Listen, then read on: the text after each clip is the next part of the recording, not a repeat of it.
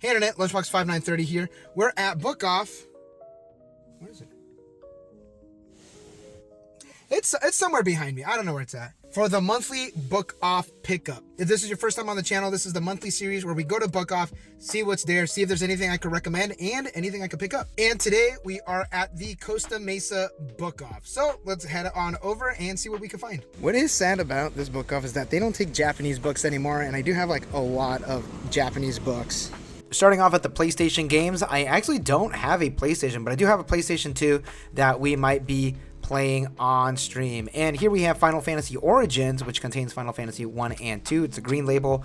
And here's a good shot of the PlayStation games. And I did see Rival Schools, but not for that price. We're just going to stick that back. And here's some PlayStation Vita games, but I didn't really see anything that caught my eye. And here we go, the Nintendo section. We have a lot of Famicoms as well as Super Famicoms for sale for like about $80 to $100. So let's start digging. What I do like about the Famicom games is that a majority of them are fairly cheap, like $3 or $6, except for this one, $20 for Balloon Fight. I mean, it is fun. And here's Clu Clu Land for $30. No thanks. But we also have Mega Man or Rockman 2 for $20. But we did find another Rockman 2 for $9, but it looks like someone was chewing on it. It actually looks kind of burnt. So I'm not exactly sure how that is going to run, but looking up, we do have Mega Man 3 or Rockman 3 for $20. So here's a small little stack that we got: Excite Bike, Tower of Druaga, Star Soldier, the Famicom Jump RPG, and King Kong 2. There is also this one, like it's so familiar, but I do not know why. And Doughboy, this one seemed pretty interesting. It was $3, but I didn't pick it up. Here in the case, we have more sought-after games such as Chrono Trigger, The Legend of Zelda, Shin Megami Tensei, and here's some box Super Famicom games, but nothing really that I truly need for the collection. Over in the Famicom games, we did find a copy of Super Mario Kart and also Bahamut Lagoon for $9. This does have an English patch, so we are able to play this eventually on the stream. And here are the American games. Here we have Mega Man, I believe it's 7. I can't really tell, the sticker's covering it. As well as Mega Man X and some Kirby games and some boxed games as well.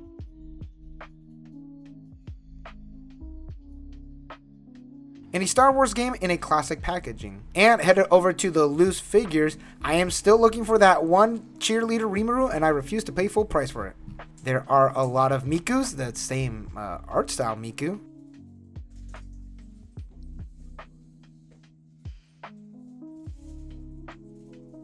And here are the wedding dress figures, but no wedding dress Yotsuba, so I sleep. Looking over here, we do have an Alice from Toho figure. Very nice. I used to collect Nendoroids, but I kind of got over it after there's like about 800 of them now. But this Yoko figure did really catch my eye. This was part of the music video, I believe. $80 for this figure. I'm going to put it down. Oh, but look, Butchie the Rock. And there's actually the wedding dress figure complete in box for $20. Actually a really solid price. I should have picked it up, honestly. Over at the model kits, I don't really see anything interesting, but there is a 7-Eleven Gundam figure. It is $60. I did not pick it up as much as I love 7-Eleven. Looking over at the box figures, there really isn't anything interesting. Although here is a Momo figure, very cute. I do love the character design for Momo. Now, I thought this was Rimuru. Actually, is it Rimuru? No, it's not Rimuru. I already had to double check. And there's some Uma Musume. Finally, people are catching on to the greatness that is Uma Musume. And there is a really cute Freedom figure. Oh, what? But behind it is a Haruhi figure. A little out of my price range, especially for how small the figure is. But it does look like it contains volume 4 of something. I believe that's volume 4 of the manga. Over at the expensive figures, everything's out of my price range for sure. There's that super sick Dragon Quest figure in the back. Nothing that I'm really interested in or nothing that I could really afford, especially because I'm cheap as shit. Also, there is this nice Alice figure. Over in the manga section, we're obviously going to start off in the discount section. I always look here first just in case if there's something that I need to really pick up for cheap. And I found something. Eyes issue 1. Absolutely love this series. We are definitely going to pick that up. It is slightly damaged, but for $2, can't say no. And we're also going to pick this up because I dropped it. And they had a lot of issues of The Devil is a Part-Timer here. I could actually pick them all up. And they had a giant stack of Haruhi light novels. These are the Yen On editions.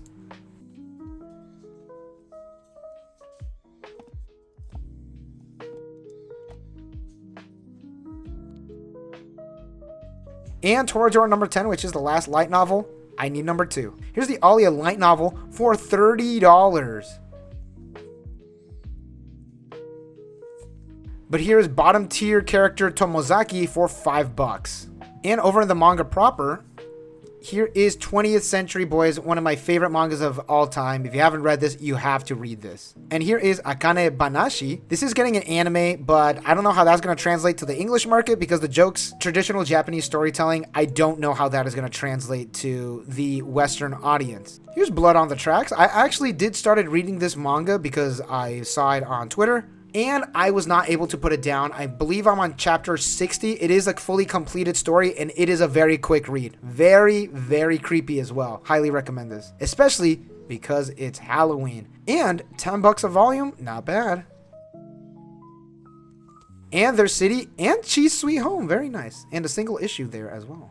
I have to pick up my Blue Exorcist volumes because I am pretty behind. But also a Blue Flag. If you haven't read that, I highly recommend this. If you like love triangles and some light BL tendencies, definitely check it out. I'm so glad Fistlet of the North Star is getting printed. And this marks the very first time that it's been completed. It has been printed before through Viz and again through Raijin. None of those were finished, but now the Lord's work is done. Also, here's the girl I like forgot her glasses. I saw the anime, absolutely loved it. Very cute story. The animation in the anime is absolutely amazing. What? Resident Evil has a manga? I had no idea. Oh, the prequel to 6? That's why I never heard of it. And here's a manga I never heard of, Otaku Elf. It does sound interesting. It is $10. I didn't snag this one, but I am going to check it out for sure.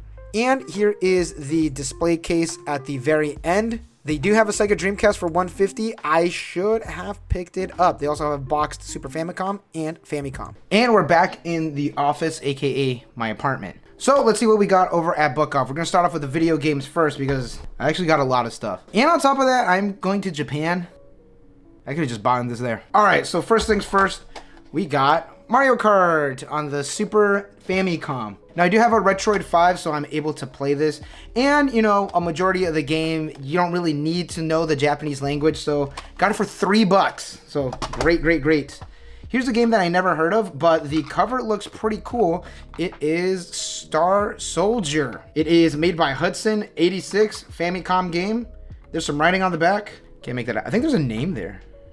I think there's a name somewhere. I think this is Tomoyuki, but then there's like 1151 and 860410. That his phone number? I'm sorry, did I just dox you? So Tokiyuki, if you're watching, I got your copy of Star Soldier right here. Then I also got the Famicom Jump game. There is an English patch for this out, and I've never played it. I've always wanted to play it. So this is an RPG where you meet up with a lot of different characters in the Shonen Jump manga magazine, and you just do RPG stuff. You save the world. Again, I've never played it. I've always wanted to play it, and look how big this cart is compared to like a regular Famicom cart. Like these are insanely tall.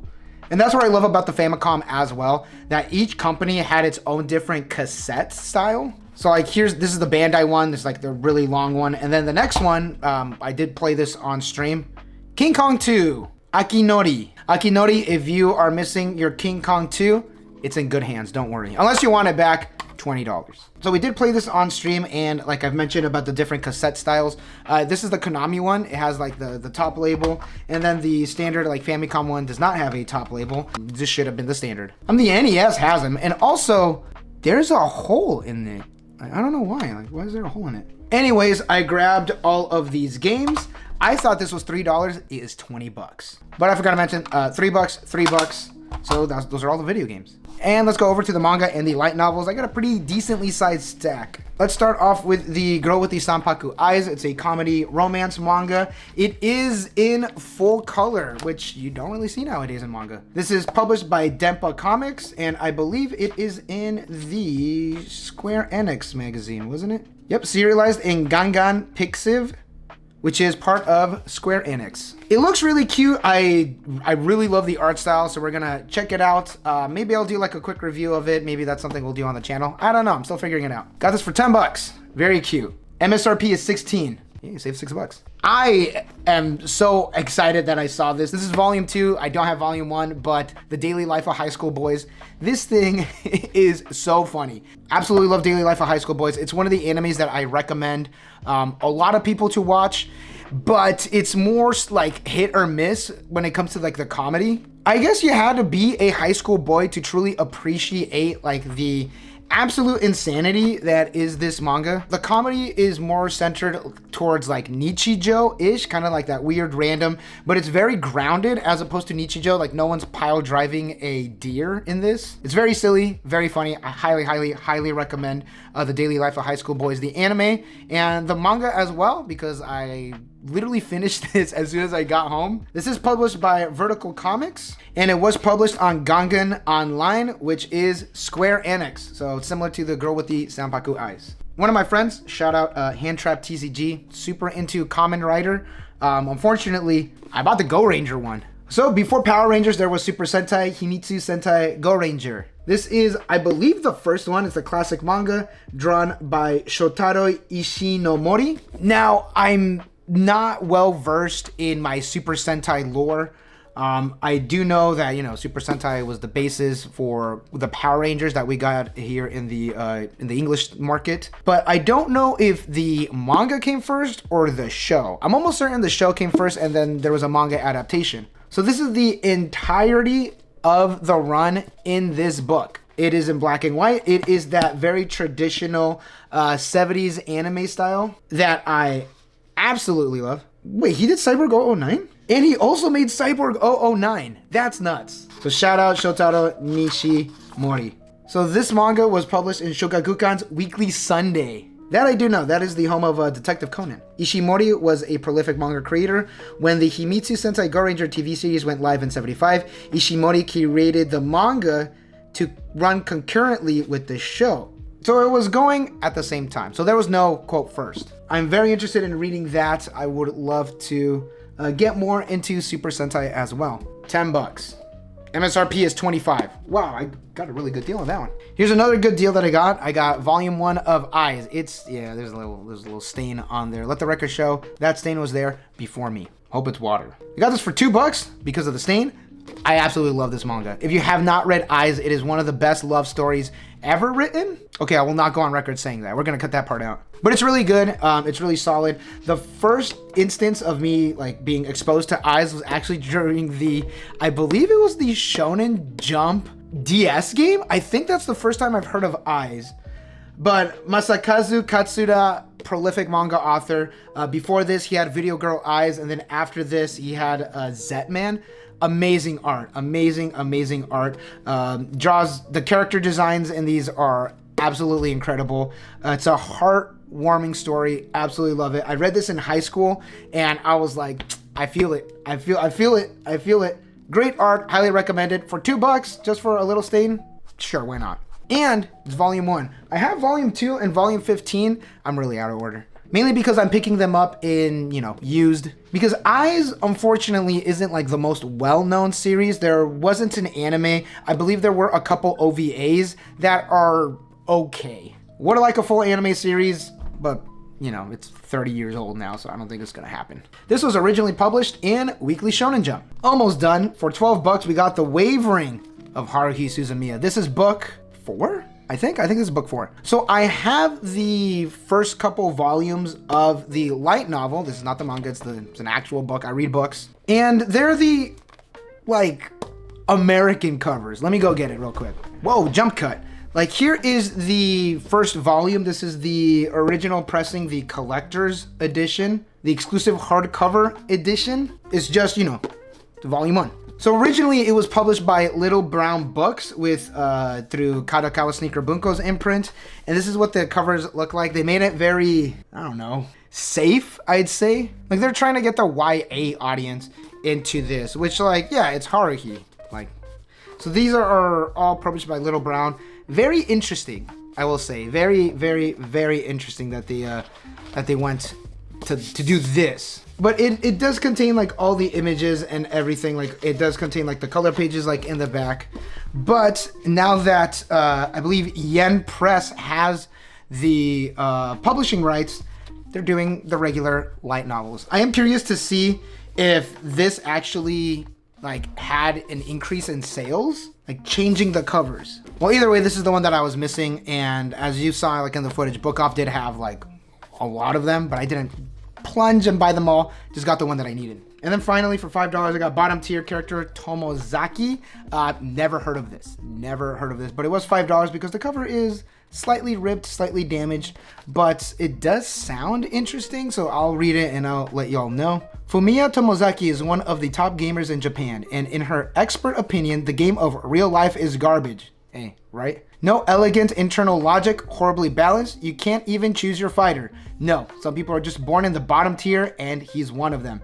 But when he meets Aoi Hinami, a girl dominating the leaderboards, both in his favorite game Atafami and in the real world, she decides to show him that life can be great as long as you know how to play. Sounds heartwarming. So we're going to read it, check it out. It is written by Fly, art by Yuki Yaku, and it is published by Yen Press, so their light novel imprint Yen On. And the Japanese was published through Shogakukan. I forgot what light novel imprint Shogakukan runs. I'll put a little image here. But the arts in the light novel, like the color pages, are really cute, so we'll see how this goes. There we go. I got a lot of stuff from Book Off. Again, like I mentioned, I'm going to Japan later, so probably could have cooled it down a little bit. There we go. Thank you all for watching. Love you all. Peace.